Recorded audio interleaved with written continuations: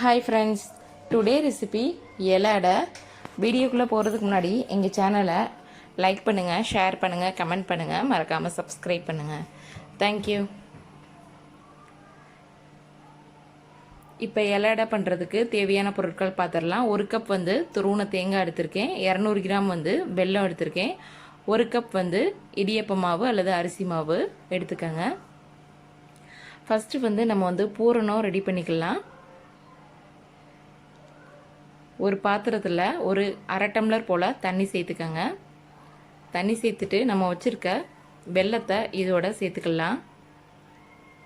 So நம்ம அப்படியே சேர்த்தோம் அப்படின்னா நம்மளுக்கு வந்து நிறைய மண் இந்த மாதிரிலாம் இருக்கும். ஸோ அதனால் கரைச்சிட்டு அதை வந்து வடிகட்டி சேர்த்துக்குருவோம். வடிகட்டுறதுனால நம்மளுடைய இது மண் எல்லாமே வந்துடும். ஸோ இது வந்து கரையட்டும். ஸோ நல்லா கரைஞ்சிருச்சு. ஸோ பக்கத்தில் ஒரு பேன் வச்சு நம்ம வந்து தேங்காவை ஃப்ரை பண்ண ஆரம்பிச்சிடலாம். இப்போ பேன் வந்து சூடாயிடுச்சு. இதில் வந்து ஒரு அரை டேபிள் ஸ்பூன் போல் நெய் சேர்த்துக்குருவோம்.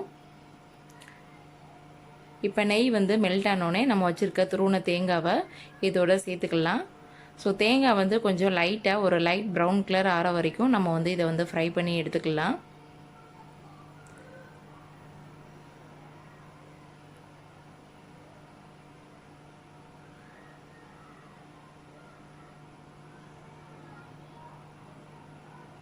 இப்போ தேங்காய் கொஞ்சம் லைட் ப்ரௌன் கலரில் ஆயிடுச்சு. இப்போ நம்ம வச்சுருக்க வெல்லத்தை வடிகட்டி சேர்த்துக்கலாம்.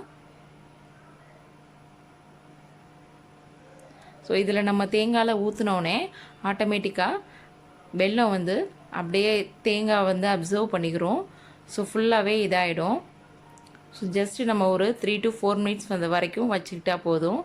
ஸோ நல்லா வெல்லம் வந்து கரைஞ்சிருச்சு, அப்சர்வ் பண்ணிக்கிச்சு தேங்காவோட. இப்போ நம்ம வந்து கொஞ்சம் ஏலக்காய் பவுடர் வந்து சேர்த்துக்கலாம். ஸோ ஏலக்காவை முழுசாக போட்டோம் அப்படின்னா நம்ம சாப்பிடும்போது ஒரு மாதிரி டிஸ்டர்பன்ஸாக இருக்கும். ஸோ அதனால் ஏலக்காய் தூள் சேர்த்துக்கங்க. இப்போ ரெடி ஆயிடுச்சு. இப்போ வந்து அமர்த்திடலாம். நம்ம வந்து மாவு வந்து ரெடி பண்ணிக்கலாம்.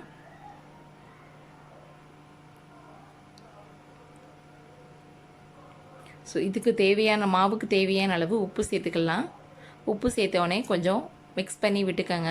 ஸோ நம்ம அதோட தண்ணி சேர்த்துக்கிட்டோம் அப்படின்னா ஒரு சைடாக உப்பு நின்றுக்கிறோம். ஸோ அதனால் ஃபுல்லாக வந்து மிக்ஸ் பண்ணி விட்டுக்கோங்க. அதுக்கப்புறம் தண்ணி சேர்த்துக்கோங்க. தண்ணி வந்து கொதிக்கிற தண்ணியாக சேர்த்துக்கோங்க. உங்கள் இடியப்ப மாவு அரிசி மாவு பொறுத்து நீங்கள் வந்து தண்ணி சேர்த்துக்கோங்க. சில பேர் பச்சை தண்ணி கூட சேர்த்துக்குருவாங்க. உங்களுடைய இடியப்ப மாவுக்கு தகுந்த மாதிரி நீங்கள் வந்து சேர்த்துக்கோங்க. நான் வந்து சுடு தண்ணி சேர்த்துக்கிட்டேன். ஸோ இதை நல்லா கலந்து விட்டுக்கோங்க. எப்போவுமே தண்ணி வந்து அதிகமாக சேர்க்காதீங்க. கொஞ்சம் கொஞ்சமாக மிக்ஸ் பண்ணி விட்டு விட்டு சேருங்க. அப்போ தான் நம்மளுக்கு வந்து கரெக்டான பதம் வரும். இல்லாட்டினா தண்ணி ஆயிரும் மாவு. ஸோ இப்போ நம்ம வந்து கொஞ்சம் ஆறி இருக்கும். ஸோ இப்போ வந்து நம்ம வந்து கையை வச்சு பிசைஞ்சு எடுத்துக்கலாம். கையை வச்சு கொஞ்சம் வெதுவெதுப்பாக இருக்கும் போதே பிசைய ஆரம்பிச்சிருங்க. இல்லாட்டினா ஒரு மாதிரி காஞ்சி போனாப்புல ஆயிரும் மாவு.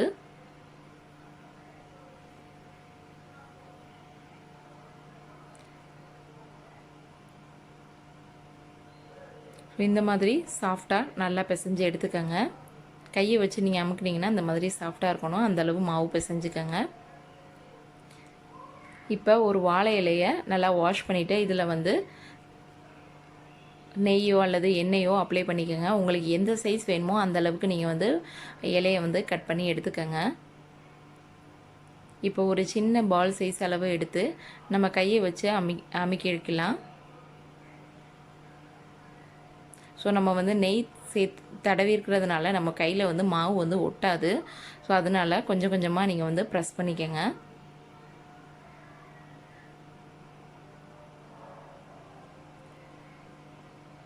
இப்போ பூரணத்தை சேர்த்துடலாம்.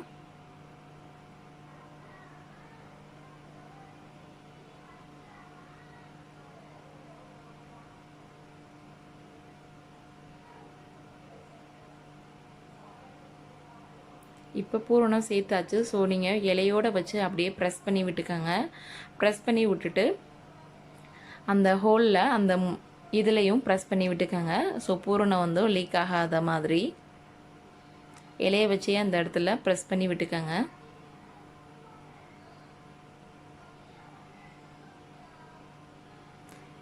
இது மாதிரி நல்லா ப்ரெஸ் பண்ணி விட்டுக்கோங்க.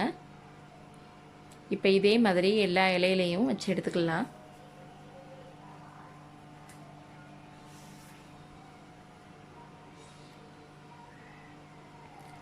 இப்போ இட்லி சட்டியில் தண்ணி ஊற்றி நான் வந்து கொதிக்க வச்சிட்டேன். இப்போ வந்து எல்லாத்தையும் நம்ம பண்ணி வச்சுருக்கதை ஒவ்வொன்றா வச்சிடலாம். ஸோ நான் பெரிய சட்டி அப்படின்றதுனால நான் ஒரே பேட்சாகவே வச்சுட்டேன்.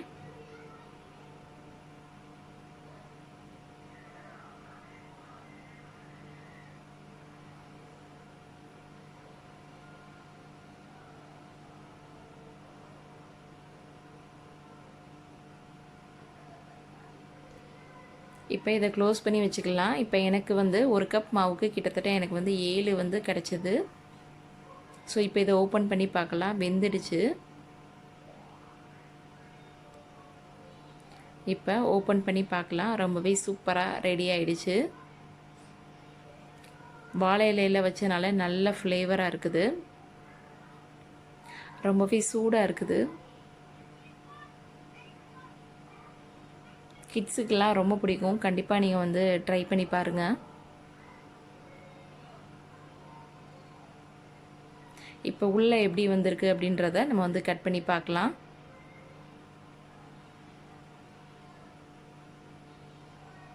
உள்ளேயுமே சூப்பராக வெந்திருக்கு. ஓகே ஃப்ரெண்ட்ஸ், கண்டிப்பாக ட்ரை பண்ணி பாருங்கள். ட்ரை பண்ணி பார்த்துட்டு கமெண்ட்ஸில் எப்படி வந்ததுன்றத சொல்லுங்கள். இந்த வீடியோ உங்களுக்கு பிடிச்சிருந்துச்சுன்னா லைக் பண்ணுங்கள், ஷேர் பண்ணுங்கள், கமெண்ட் பண்ணுங்கள். தேங்க்யூ.